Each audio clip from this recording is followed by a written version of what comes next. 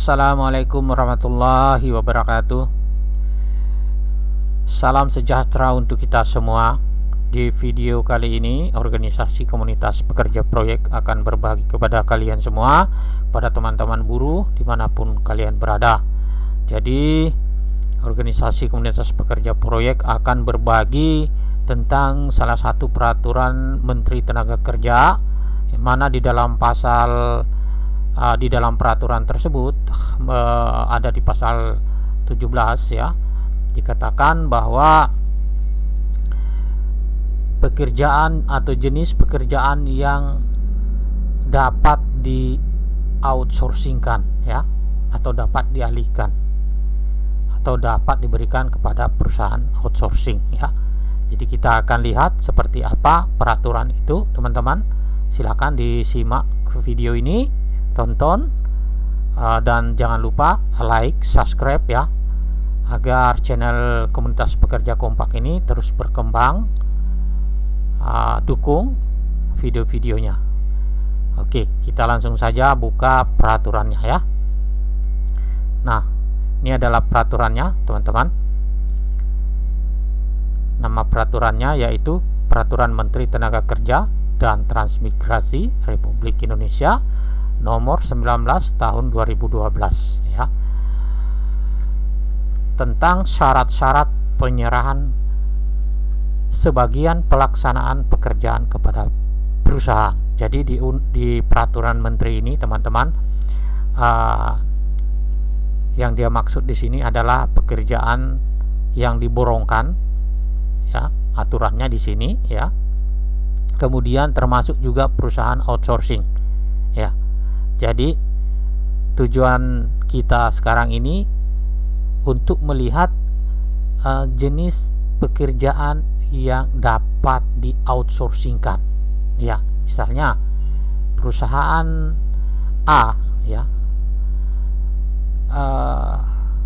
akan menyerahkan pekerjaannya atau akan mengoutsourcingkan pekerjaannya kepada perusahaan B ya.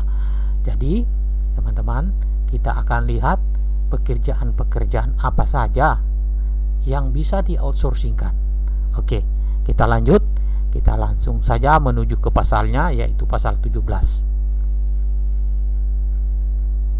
Oke, saya akan buka di Word ya, karena saya tadi sudah, ini dia teman-teman ya.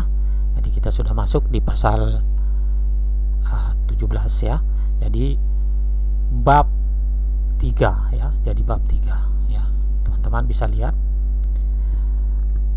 penyedia jasa pekerja buruh ya. Jadi ini outsourcing, teman-teman ya. Bagian ke-1 ya. Kita bisa lihat, teman-teman ya. Jadi teman-teman yang belum pernah lihat peraturan ini, silakan diperhatikan ya, agar teman-teman itu mengetahui yang mana saja sih sebenarnya yang bisa diberikan kepada pekerja atau perusahaan outsourcing ya. Di sini dia nih, teman-teman ya. Jadi bagian ke-1, persyaratan penyediaan jasa pekerja buruh ya. Ayat 1, perusahaan pemberi pekerjaan dapat menyerahkan sebagian pelaksanaan pekerjaan kepada perusahaan penyedia jasa pekerja buruh melalui perjanjian penyediaan jasa pekerja buruh yang dibuat secara tertulis. Oke. Kemudian di ayat 2, pekerjaan yang dapat diserahkan kepada perusahaan penyedia jasa pekerja buruh sebagaimana dimaksud pada ayat 1 harus merupakan kegiatan jasa penunjang. Nah, ini dia teman-teman ya. Jasa penunjang atau yang tidak berhubungan langsung dengan proses produksi. Nah, ini dia. Tidak berhubungan langsung dengan proses produksi, teman-teman ya. Nah, jadi pekerja-pekerja yang ada di pabrik ya, itu tidak boleh di outsourcingkan ya, teman-teman ya. Kita tidak usah lagi banyak mengartikan terlalu jauh ya. Jadi langsung saja yang tidak berhubungan langsung dengan atau tidak berhubungan langsung dengan proses produksi, ya. Jadi yang berhubungan langsung dengan proses produksi tidak boleh di outsourcingkan, teman-teman, ya. Nah, kita bisa lihat pada bagian ayat ketiga dikatakan di sini, ya, yang ini, teman-teman, ya. Saya blok dulu supaya lebih jelas. Kegiatan jasa penunjang sebagaimana dimaksud pada ayat 2 meliputi, ya. A.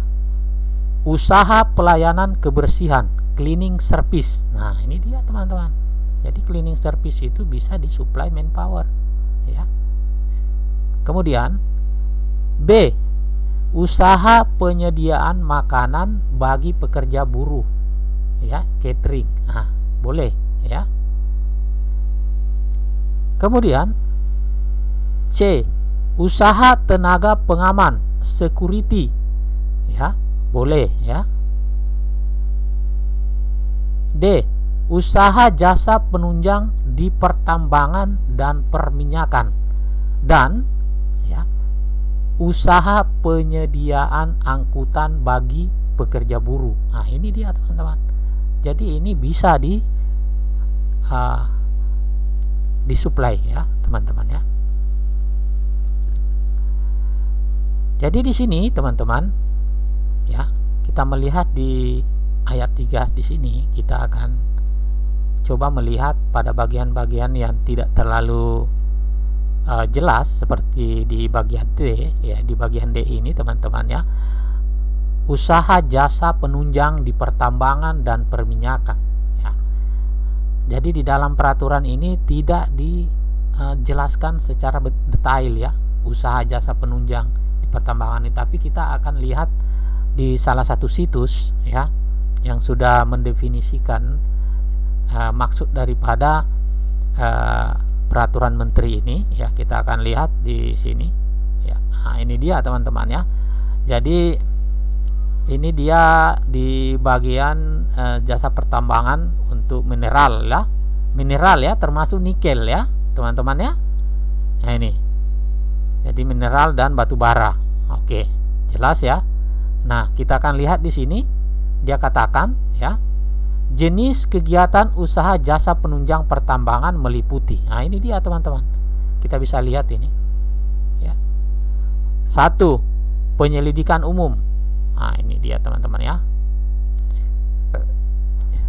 Kedua, eksplorasi. Ketiga, studi kelayakan. Keempat, konstruksi, ya. Jadi ini adalah bagian daripada pekerjaan kita, ya. Konstruksi pertambangan, ya. Kemudian pengangkutan. Nah, itu juga pengangkutan. Kemudian lingkungan pertambangan, ya. Oke. Reklamasi. Nah, ini bisa ditangani, ya. Kemudian keselamatan pertambangan dan bidang penambangan, ya. Jadi bidang penambangan itu boleh, teman-teman, ya. Jadi seperti kontraktor mining, ya. Jadi kontraktor mining, ya. Jadi bidang penambangan itu bisa di outsourcingkan, ya. Ya, terkait dengan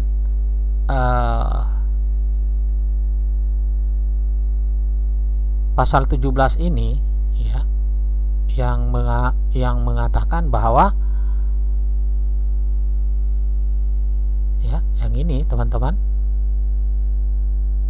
yang tidak berhubungan langsung dengan proses produksi. Jadi, teman-teman, pekerja yang berada di pabrik, ya, ini yang dia maksud, teman-teman. Karena dia katakan tadi di sini, ya, usaha jasa penunjang di pertambangan itu termasuk di penambangan, ya. Jadi itu bisa di outsourcingkan. Tapi di bagian pabrik ini yang berhubungan langsung dengan proses produksi, ya, sebenarnya proses produksi itu banyak, ya, termasuk juga termasuk juga pengangkutan, itu proses produksi teman-teman. Jadi sebenarnya peraturan ini tidak begitu jelas menjelaskan apa sebenarnya yang mana yang harus dan yang mana yang bisa di outsourcingkan ya teman-teman. Jadi tapi berdasarkan dengan itu kita menyimpulkan di sini bahwa ya pekerja yang berada di pabrik itu, karena dia yang langsung berhubungan langsung dengan produksi situ. Jadi semua pekerja yang berada di pabrik itu tidak boleh di outsourcingkan. Ya titik, selesai sampai di situ ya. Jangan terlalu banyak penafsiran sana kemari, ini undang-undang nggak jelas ya, katanya proses produksi yang tidak berhubungan langsung dengan proses produksi. Proses produksi itu banyak, mulai dari pengangkutan, penambangan, nah itu semua proses. Bagaimana caranya orang bisa bekerja menghasilkan di pabrik itu kalau tidak ada prosesnya? Nah, ini atau peraturan ini teman-teman, kita ini orang Indonesia dibikin bingung sama. Akhirnya pekerjaan-pekerjaan yang seharusnya itu tidak di outsourcingkan juga, karena peraturannya tidak jelas. Tapi kita sudah bisa lihat di sini kesimpulannya teman-teman, yang mana yang bisa ya. Nah, jadi kita ini sebagai pekerja konstruksi ya, itu bisa di outsourcingkan ya teman-teman. Tidak bisa kita bilang tidak bisa ya. Karena apa? Karena memang ada di dalam peraturan ya. Jadi usaha jasa penunjang ya, jadi masuk dalam usaha jasa penunjang, karena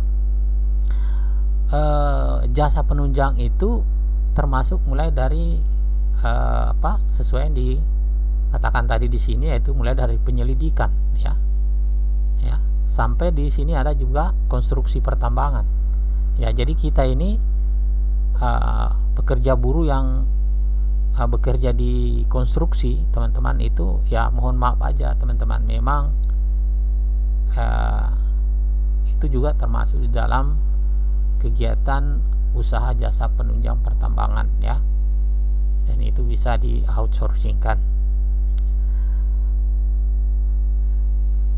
Dalam hal pasal 17 ini teman-teman ya, jadi kita akan menyampaikan kepada pemerintah tentang apa sudah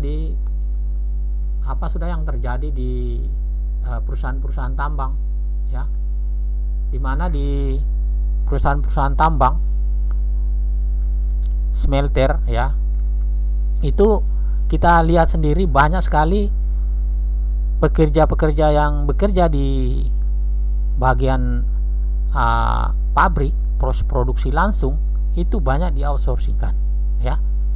Jadi dari dasar ini teman-teman ya, kita akan menyampaikan ke pemerintah untuk menghentikan ya pelaksanaan outsourcing pada pekerja buruh yang berhubungan langsung dengan produksi ya. Jadi mohon maaf aja ya teman-teman ya, kita bicara sampai di sini titik ya, yang tidak berhubungan langsung ya. Jadi itu yang berhubungan langsung ya, yang berhubungan langsung dengan proses produksi tidak boleh di outsourcingkan ya. Seperti di aneka tambang banyak sekali pekerja biar helper, di sini dia katakan ya, jadi ada satu situs ya mendefinisikan tentang yang bisa di outsourcingkan pada pekerjaan langsung pada proses produksi, itu pada level jabatan pembantu helper.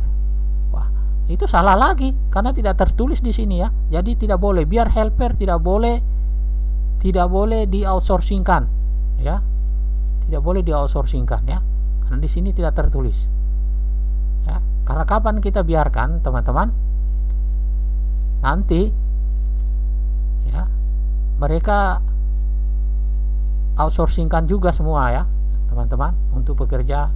Nah, ini pun sudah sebenarnya sudah cukup lah pekerja buruh itu di outsourcingkan tanpa ada apa ya harapan masa depan, karena di outsourcingkan semua, kontrak kerja jangka waktu tertentu semua, tidak ada yang permanen. Sudah cukup lah, tidak usahlah lagi masuk di sini ya. Kita tidak bisa apa-apa teman-teman, karena memang aturan yang buat ini adalah pemerintah, DPR ya. Jadi untuk video kali ini mungkin teman-teman sudah cukup jelas, dan masih ada satu lagi pasal yang akan saya jelaskan ya. Ini pasal 18 ya teman-teman, dikatakan di sini ya, katakan di sini teman-teman ya. Jadi perusahaan penyedia jasa pekerja buruh dilarang menyerahkan pelaksanaan sebagian atau seluruh pekerjaan yang diperjanjikan kepada perusahaan penyedia jasa pekerja buruh. Jadi kalau ini sudah di outsourcingkan pekerjaan itu ya, sudah di outsourcingkan ya, pekerja itu sudah di outsourcingkan, tidak boleh lagi ambil pihak ketiga ya teman-teman ya. Kenapa ya? Nah, karena nanti itu ada nanti timbul masalah di situ, masalah gaji ya. Jadi tidak boleh dilimpahkan lagi kepada outsourcing yang lain. Oke, jadi video kali ini cukup sekian dulu teman-teman. Mudah-mudahan ini bermanfaat untuk teman-teman semua, dan teman-teman bisa melihat mungkin ada keluarganya yang bekerja di pabrik ya, tapi masih ditangani sama perusahaan outsourcing ya. Silahkan mengadu di organisasi ini ya. Nomor telepon ada di deskripsi, silakan sampaikan, biar kita nanti akan sampaikan ke perusahaan ya. Kita akan melakukan penyampaian secara massal ya teman-teman ya, karena kalau tidak ada pelaporan di organisasi ini, kita tidak ada bukti teman-teman ya. Nanti kita ya tidak memiliki kekuatan ya. Jadi harus ada pekerja yang menyampaikan bahwa kita sudah dipekerjakan oleh perusahaan outsourcing pada pekerjaan yang terlibat langsung dalam proses produksi. Jadi teman-teman silahkan bergabung di grup ini, sampaikan apa teman-teman dapatkan dan bagaimana teman-teman itu diperlakukan terhadap perusahaan ya, biar nanti kami akan bersama-sama untuk memperbaikinya agar nasib buruh itu ya bisa lebih baik. Terima kasih. Assalamualaikum warahmatullahi wabarakatuh.